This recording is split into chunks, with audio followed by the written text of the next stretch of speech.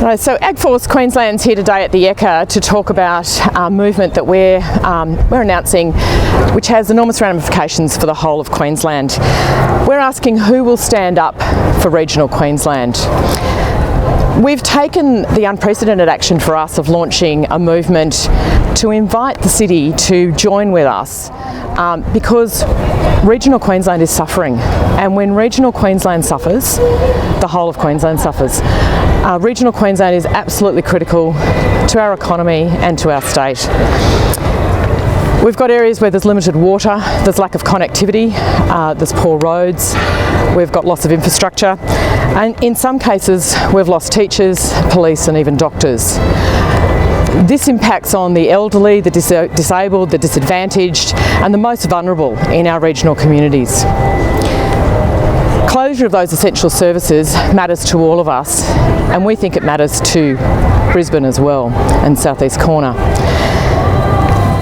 We've come to the Ekka because we think there's no better time to raise awareness of what's happening in regional Queensland. We've got 1 week of the year where the city really comes out, learns about agriculture, joins with the bush, and the bush comes to the city. We've always talked about that. Yeah, but there are 51 weeks of the year where we'd really love the people from South East Queensland to come out to regional Queensland, to meet us, to visit our towns, to enjoy what we've got to offer, and to learn about regional Queensland and about agriculture.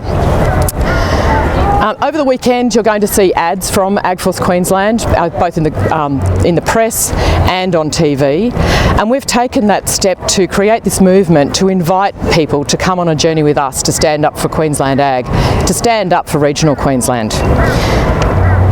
We are enormously appreciative in regional Queensland of the outpouring of support we've had, particularly this year with the floods and the droughts. It's ongoing. The flood rebuild is still happening in northwest Queensland.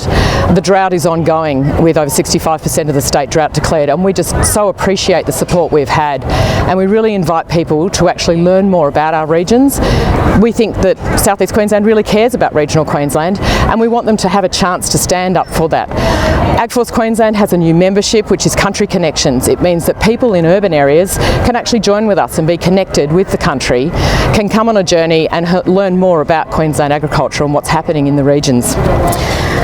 We really welcome young people to come to regional Queensland to work. There are enormous work opportunities in regional Queensland for all professions, and we really encourage you over the Ekka to come and have conversations with people who are from the regions, learn about agriculture, but then for the other 51 weeks of the year, come out to regional Queensland and make the choice to stand up for regional Queensland and stand with us.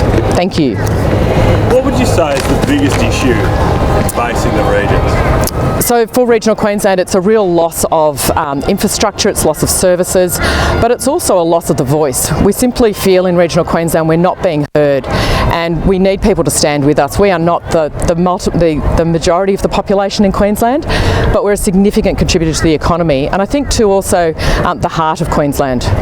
Do you think people perhaps don't realise just how important the work that goes on outside of South East Queensland is to our way of life in Brisbane? Absolutely. There are so many jobs in the economy in Brisbane that start in regional Queensland. It's not just about food and fibre, there's also the resources sector. There's many things in the regions that absolutely drive the economy and are actually paying for a lot of our public services as well. But we also understand that it's not easy for people in Brisbane either. They've got their own pressures, and we can understand that they don't know what's going on in the region, so we want to ask them to learn about that. We've got towns of 1,000 people that don't have a bank, or their newsagents have closed, and they need to travel another hour for fuel.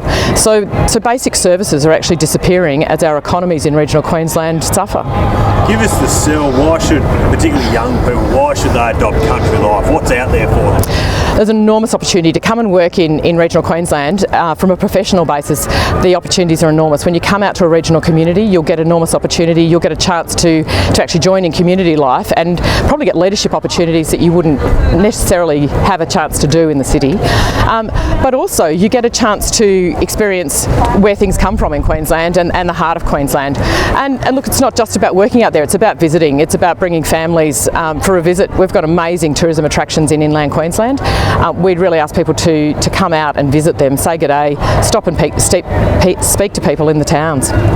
The IPCC report that came out yesterday was, I guess, in favour of eating less meat and adopting a more plant-based diet. What's your advice as an industry group to your farmers about climate change? So we recognise that there are significant changes in the climate. You know, we're the ones actually at the forefront of dealing with the climate. This is not new for us to deal with droughts and floods. We're really fortunate in Queensland that we're actually a major solution. We have an enormous amount of rangelands, so they're naturally occurring grasslands, and we also have significant treed areas that are sinking carbon every day without us, doing anything.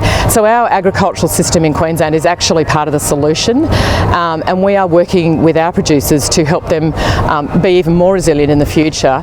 But we actually also need regional economies and regional businesses to be there to help them survive as well. And have you set any targets for your members about reducing carbon emissions? So the Australian beef industry has a target to be carbon neutral by 2030, and we're working with our beef producers who are members to meet that target. That's an industry target, and they're well on the way to doing that already. And just on the Ekka, you're talking about the floods and the drought. Does that have an impact on how many farmers have been able to make the trek into Brisbane? Yeah, look, I think that many people are finding it difficult to get away, to come down to the Ekka, but they've had record cattle entries this year, so it's a great opportunity to come out and talk to those people. As we said, there's actually a stand here called The True Story, and it's an opportunity for people to actually talk to farmers for the whole 10 days of the Ekka. There'll be farmers right from all different industries here, but it's more challenging to get away when things are difficult.